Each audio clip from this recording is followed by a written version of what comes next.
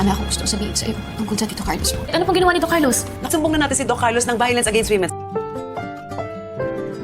Ang susunod na programa ay rated PG. Ito ay nangangailangan ng patnubay at gabay ng magulang para sa mga batang manunood.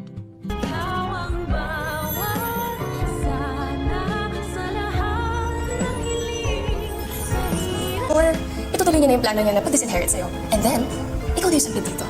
Matapos na ang ilang araw na pagbabakasyon nila Zoe at Moira, ay tuluyan na nga silang magbabalik ng Apex upang mag-report. At madadatnan pa nga ni Moira si Giselle na kausap ang investigador dahil may update na nga ang mga pulis sa sasakyan na ginamit ni Moira sa hideout. Kaya naman agad makikisabat si Moira sa kanilang dalawa upang maputol ang kanilang usapan. Samantala, si Justin naman ay makakatapat itong si Zoe at ipamumukha nito sa kanyang hilaw na pinsan na ang balak nga ni Lolo Pepe na pagtanggal sa kanya sa listahan ng mga tagapagmana nito. At ihanda na daw ni Zoe ang kanyang sarili dahil malapit na daw siyang mag-isampid sa Apex. Samantala, himala, mas matapang na nga ngayon si Lynette at desidido na yata siyang magsabi ng totoo sa kanyang anak na si Annalyn ng kanyang tunay na sinapit dito kay Carlos. Matapos nga ang announcement ni Annalyn sa kanyang ina ng kanyang good news na kasama siya sa mga listahan ng pupunta sa Japan, ay dito na emosyonal at mangiyak-iyak na sasabihin ni Lynette sa kanyang anak na meron daw siyang ipagtatapat tungkol sa kanyang Tito Carlos. Pero mapapansin naman natin na papalapit ng papalapit si Doc Carlos sa kanilang dalawa.